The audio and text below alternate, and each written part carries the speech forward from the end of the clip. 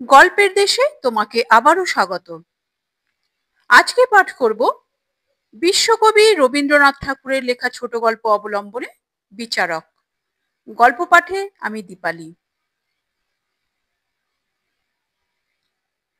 অনেক অবস্থান্তরের পর অবশেষে গত যৌবনা ক্ষীরোদা যে পুরুষের আশ্রয় প্রাপ্ত হইয়াছিল, সেও তাহাকে জীর্ণ বস্ত্রের ন্যায় পরিত্যাগ করিয়া গেল। তখন অন্ন মুষ্টির জন্য দ্বিতীয় আশ্রয় অন্বেষণের চেষ্টা করিতে তাহার অত্যন্ত ধিক্কার বোধ হইল। যৌবনের শেষে শুভ্র শরৎকালের ন্যায় একটি গভীর প্রশান্ত প্রগাঢ় সুন্দর বয়স আসে, যখন জীবনের সব ফল ফলিবার এবং শস্য পাকিবার সময়। তখন আর উদ্দাম যৌবনের বসন্ত চঞ্চলতা শোভা পায় না। ততদিনে সংসারের মাঝখানে আমাদের ঘর বাঁধা এক প্রকার সাঙ্গ হইয়া গিয়াছে।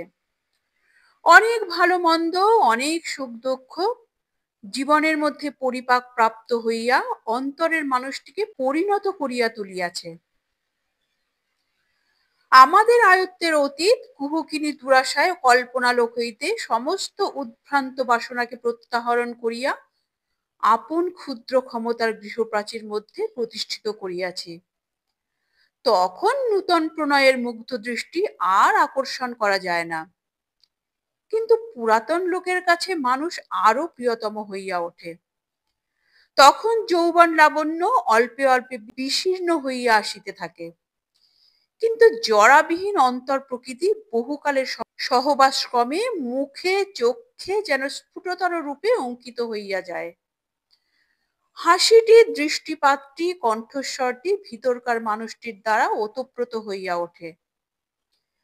যাহা কিছু পাই নাই তাহার আশা ছাড়িয়া, যাহারা ত্যাগ করিয়া গিয়াছে তাহাদের জন্য শোক সমাপ্ত করিয়া, যাহারা বঞ্চনা করিয়াছে তাহাদিগকে ক্ষমা করিয়া, যাহারা কাছে আসিয়াছে ভালোবাসিয়াছে, সংসারের সমস্ত ঝড় ঝঞ্ঝা শোকতাপ বিচ্ছেদের মধ্যে যে কয়টি প্রাণী নিকটে অবশিষ্ট রহিয়াছে, তাহাদিগকে বুকের কাছে টানিয়া লইয়া সুনিশ্চিত সুপরীক্ষিত চিরপরিচিত গণের প্রীতি পরিবেষ্টনের মধ্যে নিরাপদ নীড় রচনা করিয়া তাহারই মধ্যে সমস্ত চেষ্টার অবসান এবং সমস্ত আকাঙ্ক্ষার পরিতৃপ্তি লাভ করা যায়।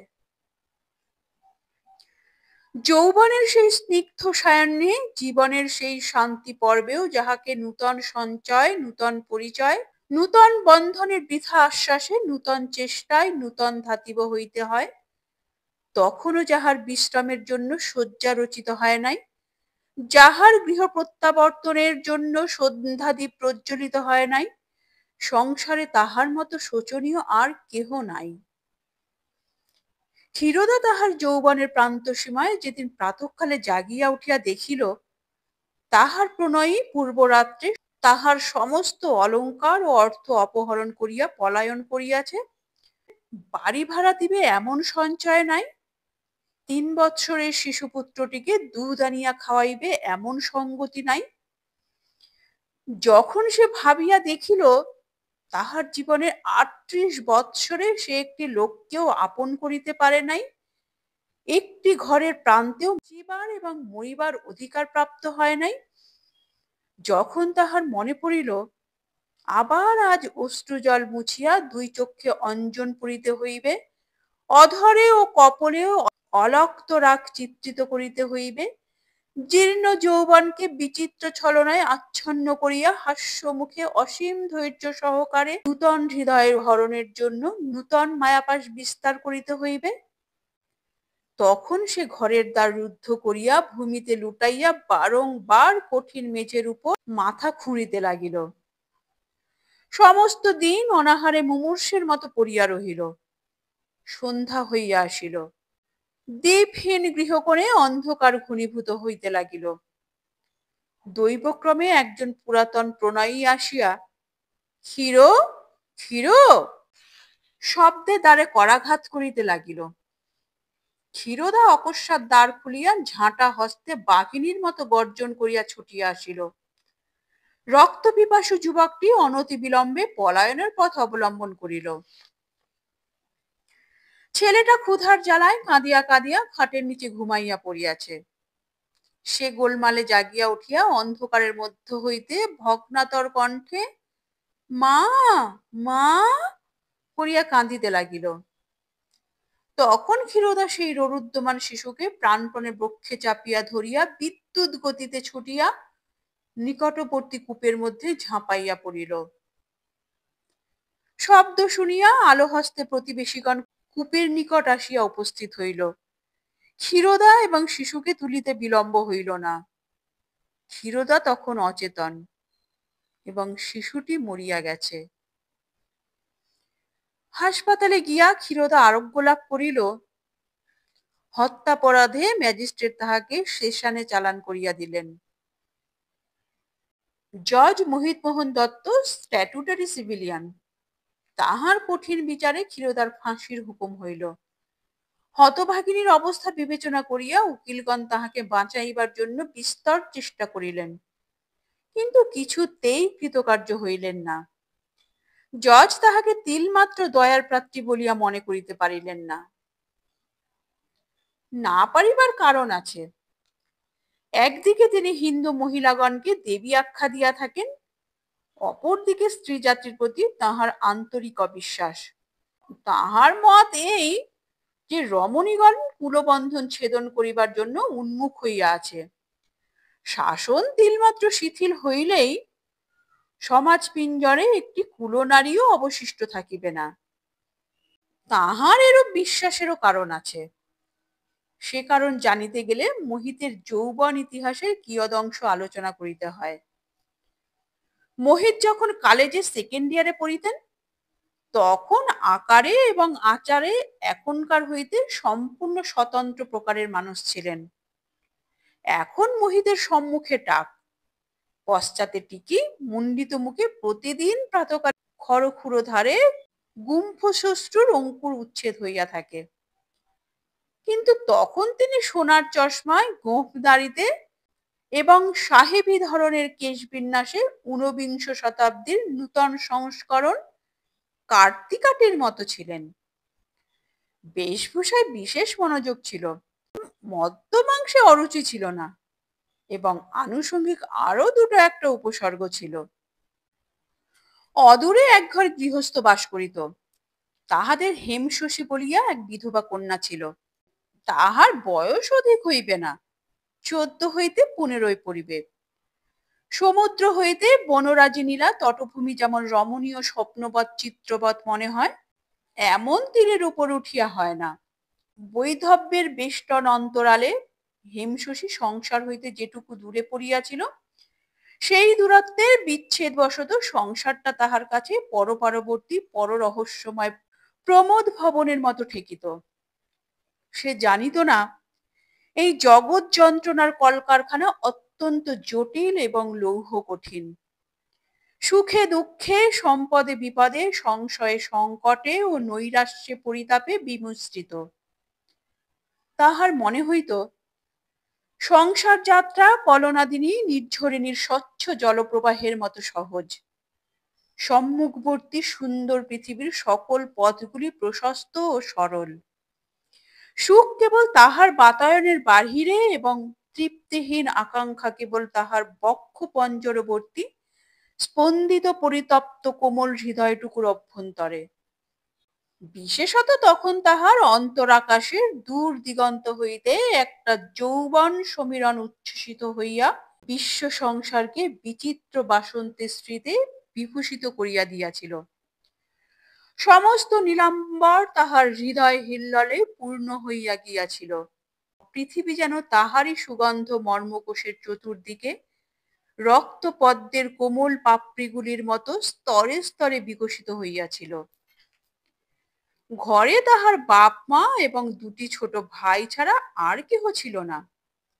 ভাই দুটি সকাল সকাল খাইয়া স্কুলে যাইত, আবার স্কুল হইতে আসিয়া আহার আনতে সন্ধ্যার পর পাড়ার নাইট স্কুলে পাঠ অভ্যাস করিতে গমন করিত। বাপ সামান্য বেতন পাইতেন, ঘরে মাস্টার রাখিবার সামর্থ্য ছিল না। কাজের অবসরে হেম তাহার নির্জন ঘরে আসিয়া বসিত। এক দৃষ্টে রাজপথের লোক চলাচল দেখিত।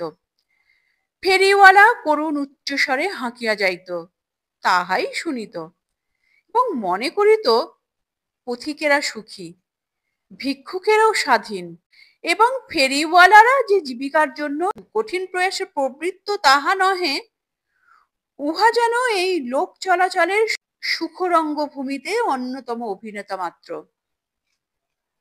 আর সকালে বিকালে সন্ধ্যাবেলায় পরিপাটি বেশধারী গর্বোদ্ধত স্ফীতবক্ষ মোহিতমোহনকে দেখিতে পাইত।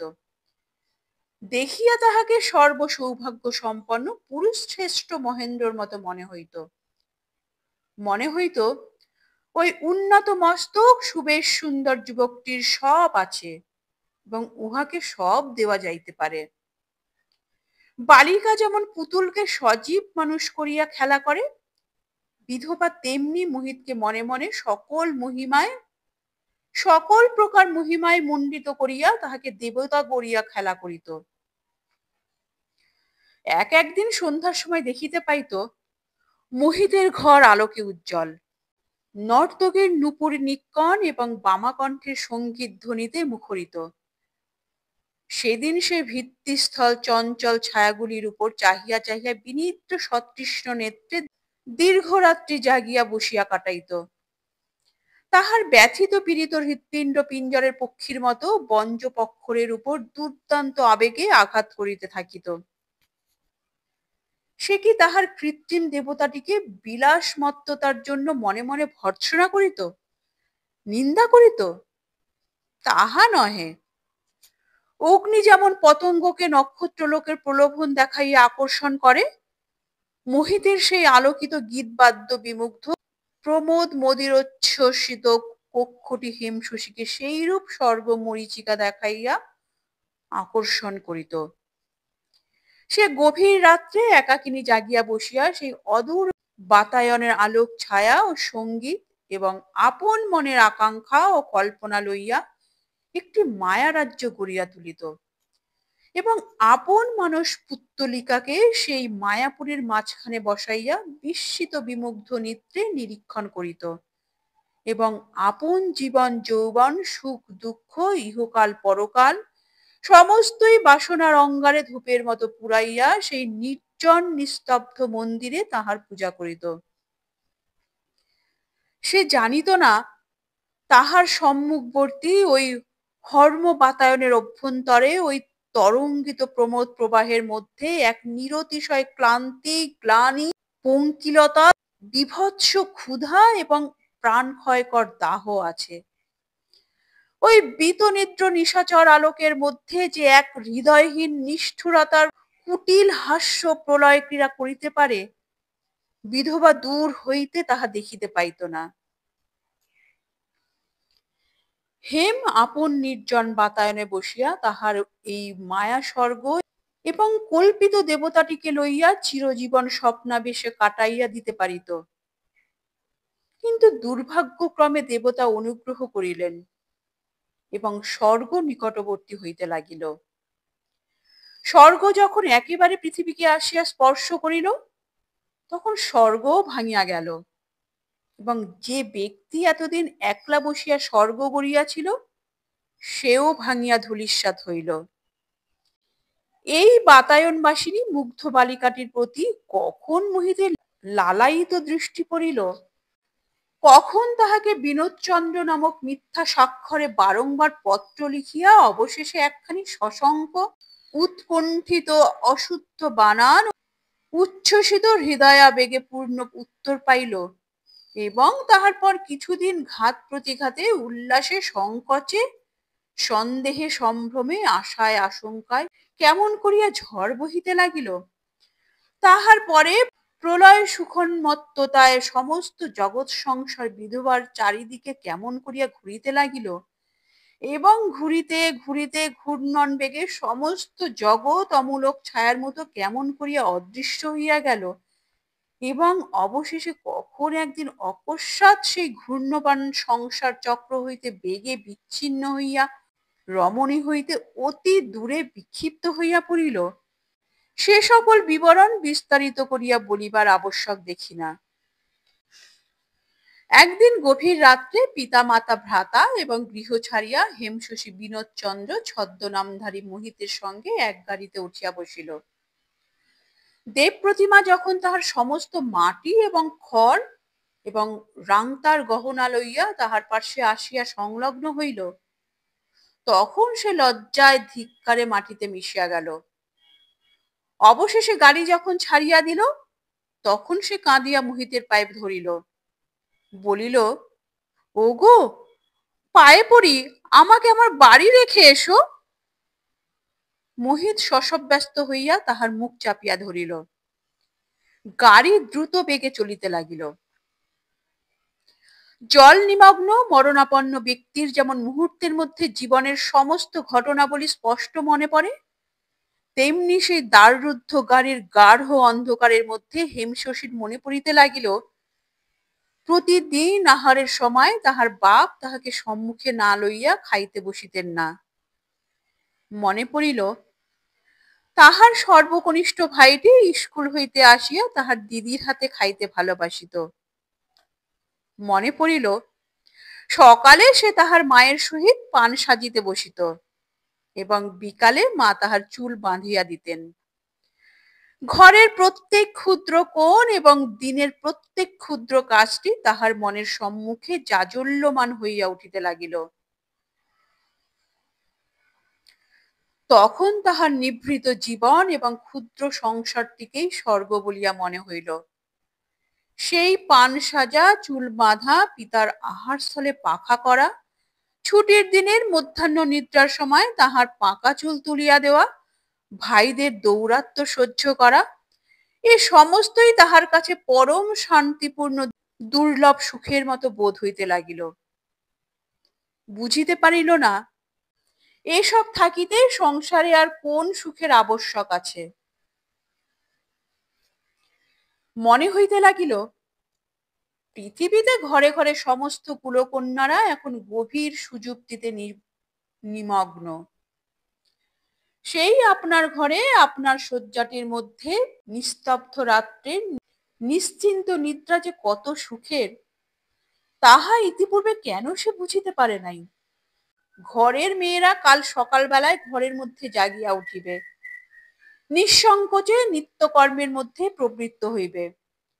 তাহার গৃহচ্যুতা হিমশশীর এই নিদ্রাহীন রাত্রি কোনখান দিয়া প্রভাত হইবে এবং সে নিরানন্দ প্রভাতে তাহাদের সেই গলির ধারে ছোটখাটো ঘর কন্যাটির উপর যখন সকাল বেলাকার চিরপরিচিত শান্তিময় হাস্যপূর্ণ রৌদ্রটি আসিয়া পতিত হইবে, তখন সেখানে সহসা কি লজ্জা প্রকাশিত হইয়া পড়িবে, কি লাঞ্ছনা, কি হাহাকার জাগ্রত হইয়া উঠিবে। হেম হৃদয় বিদীর্ণ করিয়া কাঁদিয়া মরিতে লাগিল। সকরুণ অনুনয় সহকারে বলিতে লাগিল, এখনো রাত আছে, আমার মা, আমার দুটি ভাই এখনো জাগে নাই, এখনো আমাকে ফিরাইয়া রাখিয়া আইসো। কিন্তু তাহার দেবতা কর্ণপাত করিল না। এক দ্বিতীয় শ্রেণীর চক্রশব্দ মুখরিত রথে চড়াইয়া তাহাকে তাহার বহুদিনের আকাঙ্ক্ষিত স্বর্গলোকাভিমুখে লইয়া চলিল। ইহার অনতিকাল পরেই দেবতা এবং স্বর্গ পুনশ্চ আরেকটি দ্বিতীয় শ্রেণীর জীর্ণ রথে চড়িয়া আর এক পথে প্রস্থান করিলেন। রমণী আকণ্ঠ পঙ্কের মধ্যে নিমজ্জিত হইয়া রহিল।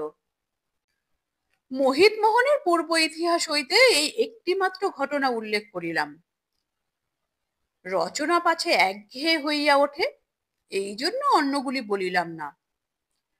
এখন সে সকল পুরাতন কথা উত্থাপন করিবার আবশ্যকও দেখি না। এখন সেই বিনোদচন্দ্র নাম স্মরণ করিয়া রাখে এমন কোন লোক জাগ্রত আছে কিনা সন্দেহ। এখন মোহিত শুদ্ধাচারী হইয়াছেন। তিনি আহ্নিক তর্পণ করেন এবং সর্বদাই শাস্ত্রালোচনা করিয়া থাকেন। নিজের ছোট ছোট ছেলেদিগকেও যোগাভ্যাস করাইতেছেন এবং বাড়ির মেয়েদিগকে সূর্যচন্দ্র মরুদ্গণের দুষ্প্রবেশ্য অন্তঃপুরে প্রবল শাসনে রক্ষা করিতেছেন। কিন্তু এককালে তিনি একাধিক রমণীর প্রতি অপরাধ করিয়াছেন বলিয়া আজ রমণীর সর্বপ্রকার সামাজিক অপরাধের কঠিনতম দণ্ড বিধান করিয়া থাকেন। ক্ষীরোদার ফাঁসির হুকুম দেওয়ার 2-1 দিন পরে ভোজন বিলাসী মোহিত জেলখানার বাগান হইতে মনমত তরি তরকারি সংগ্রহ করিতে গিয়াছেন। ক্ষীরোদা তাহার পতিত জীবনের সমস্ত অপরাধ স্মরণ করিয়া অনুতপ্ত হইয়াছে কিনা জানিবার জন্য তাহার কৌতূহল হইল। বন্দিনীশালায় প্রবেশ করিলেন। দূর হইতে খুব একটা কলহের ধ্বনি শুনিতে পাইতেছিলেন। ঘরে ঢুকিয়া দেখিলেন ক্ষীরোদা প্রহরীর সহিত ভারী ঝগড়া বাঁধাইয়াছেন। মোহিত মনে মনে হাসিলেন, ভাবিলেন স্ত্রীলোকের স্বভাবই এমনি বটে, মৃত্যু সন্নিকট তবু ঝগড়া করিতে ছাড়িবে না। ইহারা বোধ করে জমালয়ে গিয়া যমদূতের সহিত কোন্দল করে। মোহিত ভাবিলেন যথোচিত ভর্ৎসনা উপদেশ দ্বারা এখনো ইহার অন্তরে অনুতাপের উদ্রেক করা উচিত। সেই সাধু উদ্দেশ্যে তিনি ক্ষীরোদার নিকটবর্তী হইবা মাত্র ক্ষীরোদার সকরুণ স্বরে করজোরে কহিল, ওগো জজ বাবু, দোহাই তোমার, উহাকে বলো আমার আংটি ফিরাইয়া দেয়। প্রশ্ন করিয়া জানিলেন ক্ষীরোদার মাথার চুলের মধ্যে একটি আংটি লুকানো ছিল। দৈবাত প্রহরীর চোখে পড়াতে সে সেটি কাড়িয়া লইয়াছে। মোহিত আবার মনে মনে হাসিলেন, আজ বাদে কাল ফাঁসি কণ্ঠে আরোহণ করিবে, তবু আংটির মায়া ছাড়িতে পারে না। গহনাই মেয়েদের সর্বস্ব। প্রহরীকে কহিলেন, কই আংটি দেখি। প্রহরী তাহার হাতে আংটি দিল। তিনি হঠাৎ যেন জ্বলন্ত অঙ্গার হাতে লইলেন, এমনি চমকিয়া উঠিলেন। আংটির একদিকে হাতির দাঁতের উপর তেলের রঙে আঁকা একটি গুম্ফ শস্ত্র শোভিত যুবকের অতি ক্ষুদ্র ছবি বসানো আছে এবং অপরদিকে সোনার গায়ে খোদা রহিয়াছে বিনোদচন্দ্র। তখন মোহিত আংটি হইতে মুখ তুলিয়া একবার ক্ষীরোদার মুখের দিকে ভালো করিয়া চাহিলেন। 24 বৎসর পূর্বেকার আর একটি অশ্রু সজল প্রীতি সুকোমল সলজ্জ শঙ্কিত মুখ মনে পড়িল। সে মুখের সহিত ইহার সাদৃশ্য আছে। মোহিত আর একবার সোনার আংটির দিকে চাহিলেন এবং তাহার পরে যখন ধীরে ধীরে মুখ তুলিলেন তখন তাহার সম্মুখে কলঙ্কিনী পতিতা রমণী একটি ক্ষুদ্র স্বর্ণাঙ্গুরীয়কের উজ্জ্বল প্রভায় স্বর্ণময়ী দেবী প্রতিমার মতো উদ্ভাসিত হইয়া উঠিল।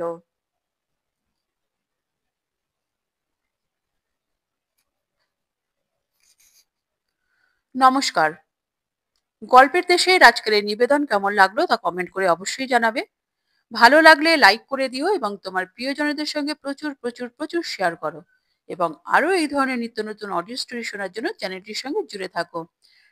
চ্যানেলে যারা নতুন এসছো তারা চ্যানেলটিকে সাবস্ক্রাইব করে বেল আইকনটি প্রেস করে রাখো যেন পরবর্তী নোটিফিকেশন সবার আগে তোমার কাছে পৌঁছায়। তোমরা যারা গল্প শোনার পাশাপাশি কুকিং এ ইন্টারেস্টেড তারা আমার মায়ের আদরের রান্না নামে একটি কুকিং চ্যানেল আছে, তোমরা চাইলে সেখানে ভিজিট করতে পারো। আর অনেক ভালোবাসা নিয়ে অপেক্ষা করো আমার পরবর্তী গল্পের জন্য। তাহলে পরবর্তী এপিসোডে আবার দেখা হবে। ততক্ষণের জন্য সবাই সুস্থ থেকো, ভালো থেকো, নিজেদের খেয়াল রেখো। নমস্কার, ধন্যবাদ।